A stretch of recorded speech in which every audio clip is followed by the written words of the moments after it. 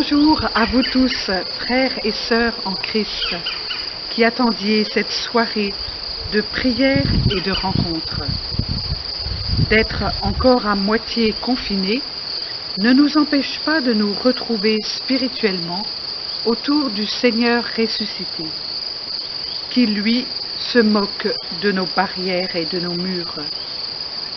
Assis autour de Jésus, chacun chez soi, nous nous rassemblons en esprit pour l'écouter, lui, le maître de nos vies, pour recevoir sa paix qui calme nos peurs, pour accueillir sa force qui nous rend témoins de sa résurrection. Nous commençons cette soirée en écoutant Agnès Lefranc, pasteur d'Orléans, qui va nous faire entrer dans la parole de Dieu, en particulier dans les Actes des Apôtres, avec saint Paul et ses compagnons à Malte. Bonne soirée œcuménique, dans la joie de prier d'un seul cœur pour l'unité des chrétiens, pour la guérison des malades, pour la paix intérieure de tous ceux qui vivent dans l'angoisse, la solitude, la pauvreté.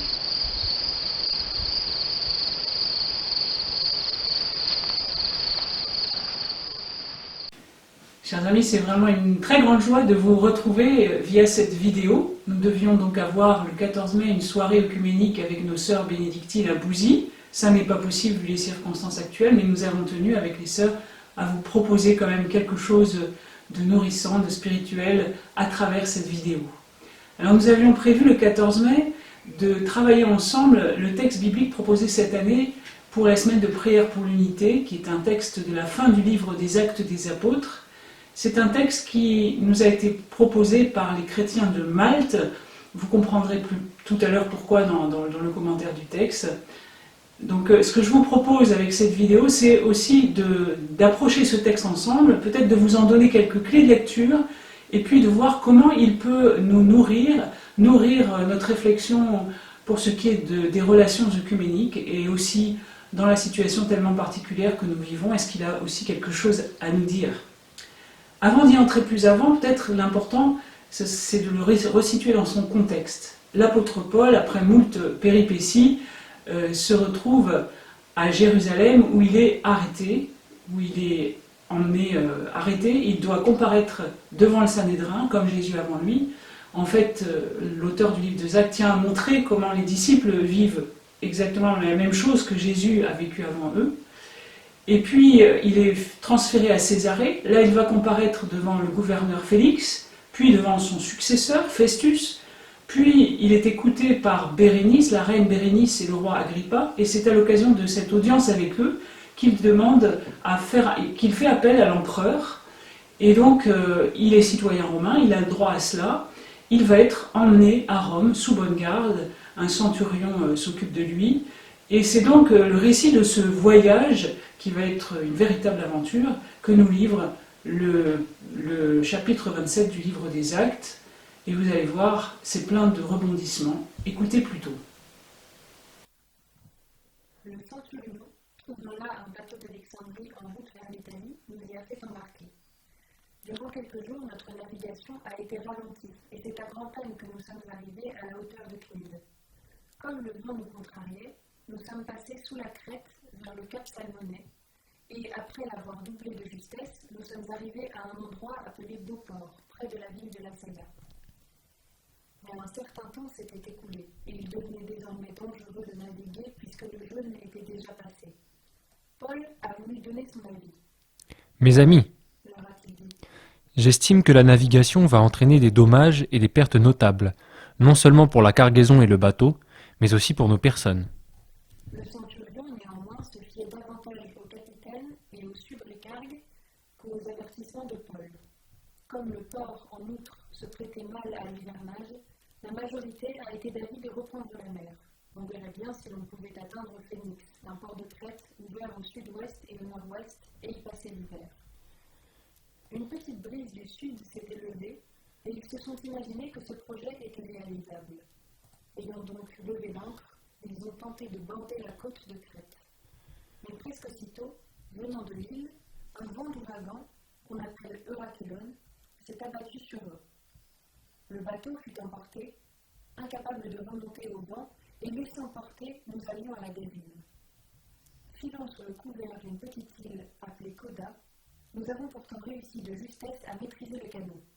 Après avoir hissé à bord, on a eu recours aux moyens de fortune, ceinturer le bateau de cordage et par crainte d'aller échouer sur la Syrte, filer l'ancre flottante, et on a continué ainsi de dériver. Le lendemain, comme nous étions toujours violemment secoués par la tempête, on jetait du fret, et le troisième jour, de leurs propres mains, les matelots ont affalé le gréement. Ni le soleil ni les étoiles ne se montraient depuis plusieurs jours, la tempête, d'une violence peu commune, demeurait dangereuse. Tout espoir d'être sauvé nous échappait désormais. Sur cette première partie du récit, je voudrais faire 3 remarques. Première remarque, c'est l'accumulation de termes techniques dans ce texte. Vous avez entendu que le récit est foisonnant, qu'il y a toutes sortes de mots, même parfois un peu étranges, et Luc semble mettre vraiment tout son art en racontant les choses d'une façon extrêmement réaliste, avec beaucoup de mots, presque même parfois inconnus. Il est question de raquilon, de subrécargue, il est question de gréement, de filin, etc. Donc ça, c'est une première remarque. Deuxième remarque, ce bateau est un bateau, nous dit le texte, qui vient d'Alexandrie et qui transporte du blé. Donc ce bateau fait partie de la marine marchande égyptienne qui, à l'époque, transporte de l'Égypte jusqu'à Rome le tribut que paye l'Égypte à l'Empire romain, c'est-à-dire le blé. L'Égypte est le grenier à grains de l'Empire. Et donc ce bateau, à lui tout seul, est comme un symbole de la Rome triomphante, à la fois riche et en même temps inhumaine. Et puis la troisième remarque, ce sont les passagers du bateau. Un peu plus loin dans le texte, nous apprenons qu'il y a 276 passagers à bord, ce qui n'est pas négligeable, et ces 276 passagers sont comme une humanité en miniature. Imaginez un instant qui est à bord de ce bateau. Il y a probablement des marins crétois, des marins égyptiens, des marins grecs, des commerçants, puis aussi des militaires, des soldats. Il y a le fameux centurion romain qui garde Paul, il y a le capitaine du navire, il y a le subrécargue qui est celui qui représente l'armateur à bord, et tout ça forme donc une humanité en miniature, et au milieu, au cœur, Paul et ses 2 compagnons, comme le levain dans la pâte. Alors pourquoi nous raconter les choses de cette manière, avec autant de termes techniques, avec autant de détails? Pourquoi ce texte prend-il autant de place dans le livre des Actes? Quel intérêt de nous raconter cette histoire de cette manière-là? Eh bien, je crois parce que les récits de tempête, en particulier dans la Bible, ont toujours une portée symbolique forte. Nous traversons des tempêtes, notre humanité traverse des tempêtes, à titre personnel, nous traversons aussi des tempêtes, et nous sommes bien placés pour savoir en ce moment que les tempêtes peuvent être des moments assez difficiles. Nous traversons des tempêtes, et lorsque nous sommes pris dans des tempêtes, lorsque notre humanité est prise dans des tempêtes, elle n'y voit plus forcément clair, elle ne voit pas où elle va, elle est prise dans une sorte de chaos, elle ne sait plus distinguer le jour de la nuit. Et nous, chrétiens, nous sommes au cœur de cela, nous sommes partie prenante de cela, nous faisons partie de cette humanité qui traverse les tempêtes. Et c'est sans doute le premier enseignement que nous pouvons tirer de ce texte, c'est que nous sommes partie prenante de cette humanité-là. Nous sommes au cœur de cette humanité-là. Et finalement, nous ne sommes pas un club fermé, nous ne sommes pas à part, nous sommes dedans. Et c'est cela finalement l'important, bien plus que ce qui pourrait nous distinguer, bien plus que ce qui pourrait nous mettre à part, c'est que nous soyons dedans et qu'au cœur même de cette humanité dont nous faisons partie, avec laquelle nous traversons des tempêtes, nous soyons capables ensemble de porter une parole, comme va le faire Paul dans la suite du texte. On n'avait plus rien mangé depuis longtemps quand Paul, debout au milieu d'eux, leur a dit: Vous voyez, mes amis, il aurait fallu suivre mon conseil, ne pas quitter la Crète et faire ainsi l'économie de ses dommages et de ses pertes. Mais à présent, je vous invite à garder courage, car aucun d'entre vous n'y laissera la vie. Seul le bateau sera perdu. Cette nuit même, en effet, un ange du Dieu auquel j'appartiens et que je sers, s'est présenté à moi et m'a dit « Sois sans crainte, Paul. Il faut que tu comparaisses devant l'empereur, et Dieu t'accorde aussi la vie de tous tes compagnons de traversée. Courage donc, mes amis. Je fais confiance à Dieu. Il en sera comme il m'a dit. Nous devons échouer sur une île. » C'était la 14e nuit que nous dérivions sur l'Adriatique. Vers minuit, les marins ont pressenti l'approche d'une terre. Jetant alors la sonde, ils ont trouvé 20 brasses. À quelque distance, ils l'ont jetée encore une fois et en ont trouvé 15. Dans la crainte que nous ne soyons peut-être drossés sur des récifs, ils ont alors mouillé 4 ancres à l'arrière et souhaité vivement l'arrivée du jour. Mais comme les marins, sous prétexte de s'embosser sur les ancres de l'avant, cherchaient à s'enfuir du bateau et mettaient le canot à la mer, Paul a dit aux centurions et aux soldats : « Si ces hommes ne restent pas à bord, vous ne pourrez pas être sauvés. » Les soldats ont alors coupé les filons du canot et l'ont laissé partir. Nous en étions restés au moment où la tempête était à son comble, à son paroxysme. Vraiment, la situation semblait désespérée. Et voilà que dans le passage que nous venons d'entendre, il se passe quelque chose. Paul se lève, il prend la parole et il semblerait que la situation évolue. À partir de ce moment-là, d'ailleurs, Paul prend l'ascendant. On peut dire que c'est lui et lui seul qui mène les affaires. C'est lui qui, d'une certaine manière, devient le capitaine du navire. C'est lui seul d'ailleurs qui a la parole jusqu'à la fin du texte. Et pourquoi se met-il ainsi debout ? Eh bien parce qu'il a entendu en rêve un ange du Seigneur lui parler, et c'est ça en fait qui est à l'origine de ce geste qu'il a, et ça n'est pas parce qu'il est meilleur que les autres ou qu'il serait plus courageux, non, c'est parce qu'il a entendu la voix du Seigneur à travers cette visite d'un ange, peut-être parce qu'il était plus habitué que d'autres à écouter le Seigneur dans la prière. Et ici, il y a un mot important, c'est le mot « debout ». Paul se met debout, dit le texte, et il exhorte ses compagnons. C'est le verbe qui sert dans le Nouveau Testament à dire la résurrection. Jésus se lève, est relevé, est mis debout d'entre les morts, et si il est mis debout, c'est parce que Christ le relève, et le Dieu qui a relevé le Christ d'entre les morts met Paul debout, et le place au milieu de ses compagnons pour les exhorter. Et c'est là peut-être le second enseignement que nous pouvons tirer de ce texte pour nous aujourd'hui. Nous sommes appelés, nous aussi, au milieu de l'humanité prise dans la tempête, à nous mettre debout et à porter une parole. Mais remarquez bien que nous ne pouvons pas le faire à la force du poignet ou parce que nous serions meilleurs que les autres. Non, c'est vraiment une grâce que nous pouvons recevoir. Et cette grâce, le meilleur endroit pour la recevoir, c'est sans doute dans l'écoute, dans la prière. Donc si nous sommes appelés à quelque chose aujourd'hui, tout particulièrement, c'est bien à cela, à écouter. En attendant le jour, Paul a engagé tout le monde à prendre de la nourriture. C'est aujourd'hui le 14e jour que vous passez dans l'expectative sans manger, et vous ne prenez toujours rien. Je vous engage donc à reprendre de la nourriture, car il y va de votre salut. Encore une fois, aucun d'entre vous ne perdra un cheveu de sa tête. Sur ces mots, il a pris du pain, a rendu grâce à Dieu en présence de tous, l'a rompu et s'est mis à manger. Tous alors, reprenant courage, se sont alimentés à leur tour. Au total, nous étions 276 personnes à bord. C'est donc un repas que Paul et ses compagnons prennent au petit matin de ce 14e jour. Un repas, et vous aurez remarqué que ce repas a toutes les caractéristiques d'un repas eucharistique. Luc, l'auteur du livre des Actes, utilise les mêmes mots qu'il a utilisés pour décrire le dernier repas de Jésus avec ses disciples. Paul prend du pain, il rend grâce, il le rompt et il mange. Il y a juste un verbe qui manque, c'est le verbe donner, peut-être pour manifester qu'avec cette assemblée de païens qui accompagne Paul, les choses ne sont pas tout à fait totalement accomplies. Mais en tout cas, cette portion d'humanité ballottée, déchirée, se trouve réunie par ce repas, et tous, nous dit le texte, reprennent courage. Il y a un autre détail qui est intéressant, c'est que ce repas a lieu le 14e jour. Alors, pourquoi on nous spécifie cette histoire de 14e jour ? Est-ce que c'est un hasard ? Personnellement, je ne crois pas, je pense qu'il y a un sens symbolique fort. En effet, c'est le 14e jour du mois de Nissan qu'a lieu le repas de la Pâque juive, ce repas qui fait mémoire de la sortie d'Égypte, de la libération de l'esclavage, du passage de la mer Rouge. Et ce repas que Paul prend avec ses compagnons a aussi une dimension de repas de libération.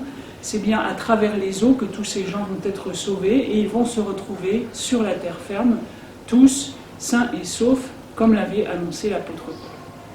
Alors voilà qui nous apporte peut-être un troisième enseignement pour l'œcuménisme aujourd'hui, pour ce que nous vivons, nous, aujourd'hui. Et cet enseignement concerne le repas du Seigneur. Je sais que c'est un lieu difficile entre nous, c'est encore un lieu de tension, un lieu de souffrance parfois. Nous ne sommes pas pleinement d'accord autour du repas du Seigneur. Ce qui me frappe dans le texte, c'est l'extraordinaire liberté qu'a l'apôtre Paul.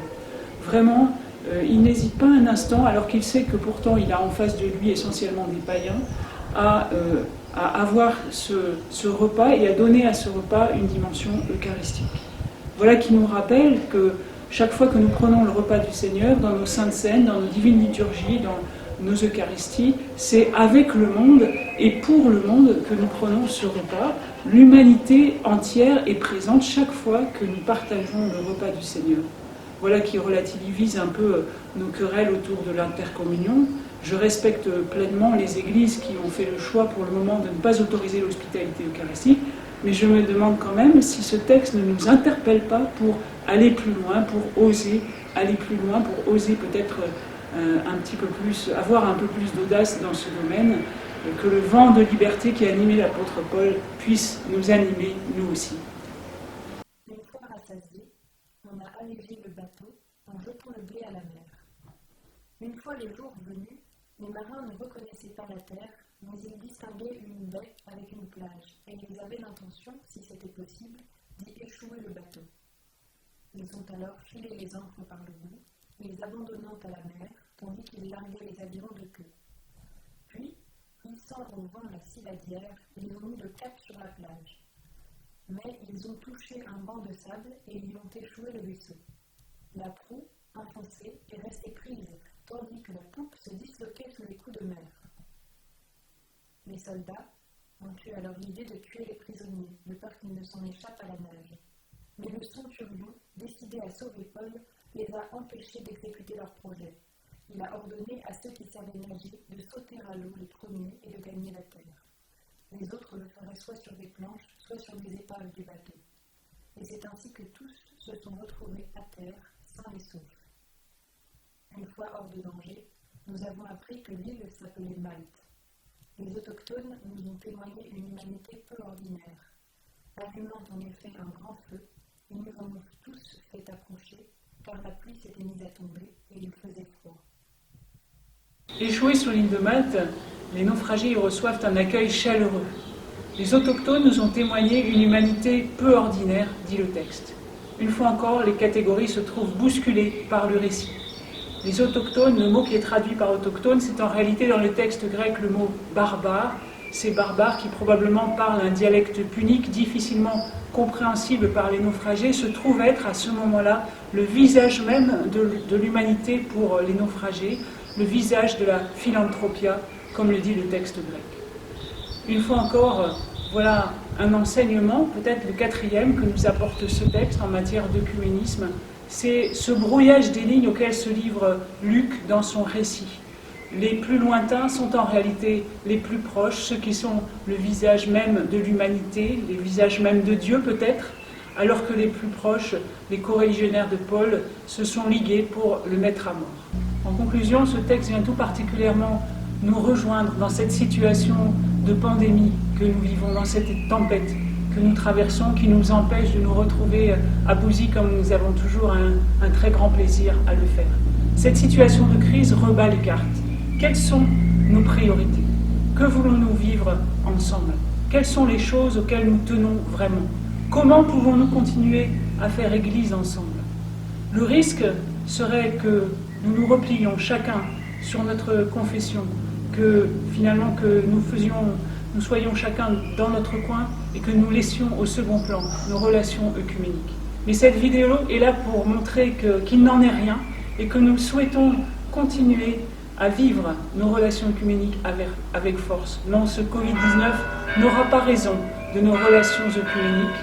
Non, nous voulons continuer à porter ensemble une parole, nous voulons continuer à prendre soin ensemble de ceux qui souffrent, nous voulons continuer à porter ensemble un message d'espérance. Heureux les habitants de ta maison, ils pourront te chanter encore, Alléluia. Heureux les habitants de ta maison, ils pourront te chanter encore, Alléluia. De quel amour sont aimés les deux, Seigneur Dieu de l'univers. Mon âme s'épuise à méditer les paroles du Seigneur. Mon cœur et ma chair sont accueillis vers le Dieu vivant. L'oiseau lui-même s'est réveillé de mes jours, et mon frère dit par sa parole. Exaltez le Seigneur de l'univers, mon roi et mon Dieu. Heureux les habitants de ta maison, ils pourront te chanter encore. Heureux les hommes dont tu es la force, les chemins s'ouvrent dans leur cœur. Quand ils traversent la vallée de la joie, ils marchent en force. De quelle bénédiction leur fête, les printemps. Ils vont de cœur en cœur, ils se présentent devant Dieu à Sion. Seigneur Dieu de l'univers, entends ma prière, écoute notre chant. S'il voit notre bouclier, regarde le visage de ton Messie. Oui, ajoute dans tes paradis, encore plus que lui.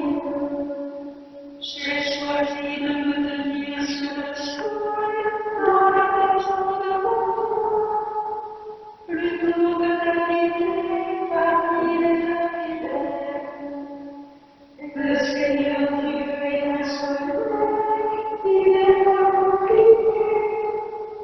Le Seigneur donne la grâce, il donne la gloire. Jamais il ne refuse le bonheur, parce qu'il s'en revanche. Seigneur Dieu de l'univers, heureux qui espère enfant. Gloire au Père et au Fils et au Saint-Esprit, maintenant et à jamais.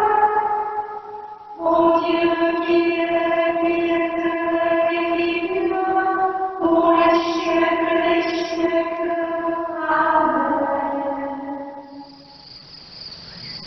Dieu très bon, guéris les souvenirs douloureux du passé qui ont blessé nos églises et qui nous tiennent encore séparés.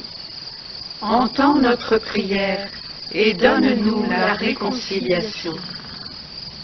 Dieu très bon, affermis notre confiance en ta providence lorsque nous nous sentons perdus au milieu des tempêtes de la vie.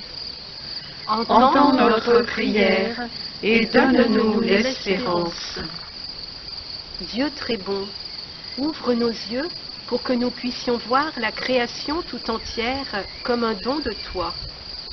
Ouvre nos mains pour que nous partagions les fruits de la terre dans un esprit de solidarité. Écoute notre prière et donne-nous la générosité.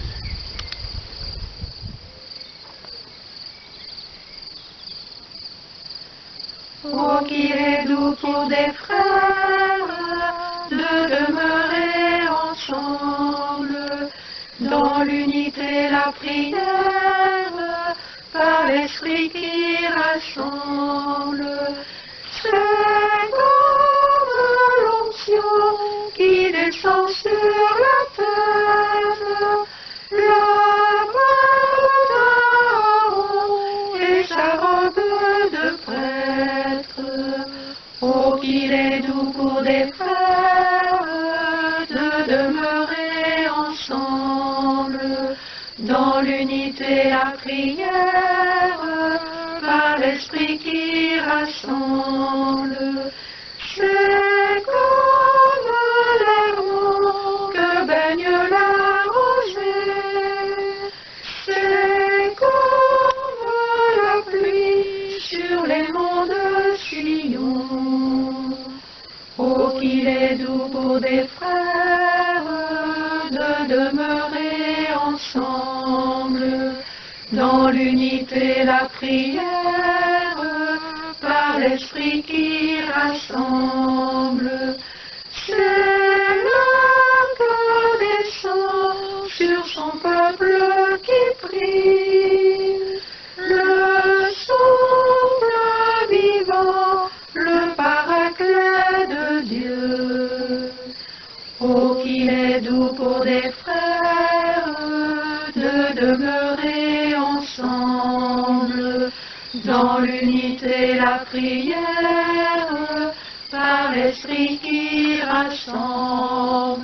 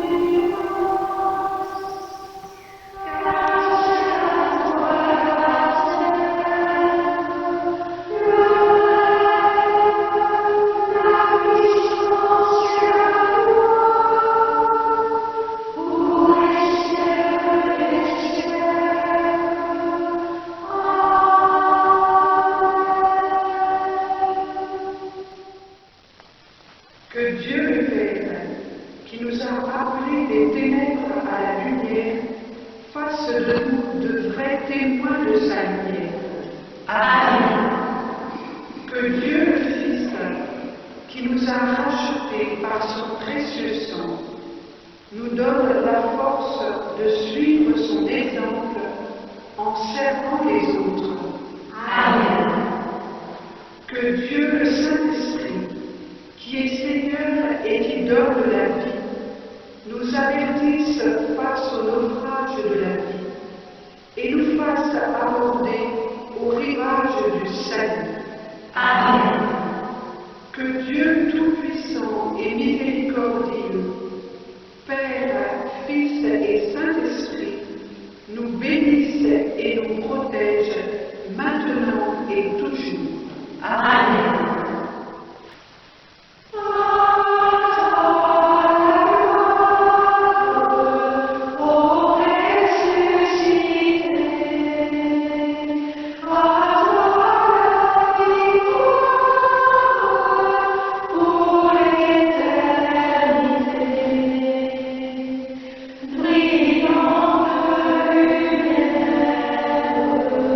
L'ange est descendu.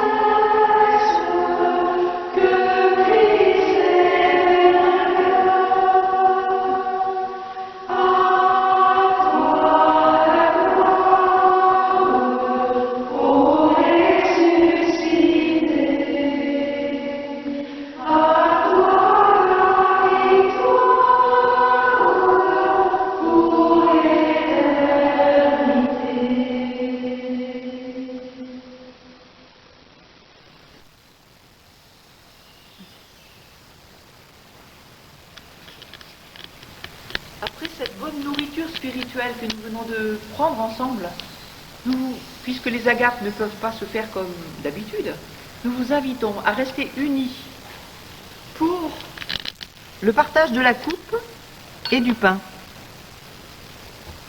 en priant le Seigneur, en le louant pour son Esprit Saint qui construit l'unité de son corps. Alors, bonne soirée, puis bon appétit. Merci. Voilà, à la vôtre. Merci. Merci. Merci, sœur Anne-Marie. Merci. Merci et bon appétit. Alléluia. Alléluia. Christ est ressuscité. Il est vraiment ressuscité. Alléluia.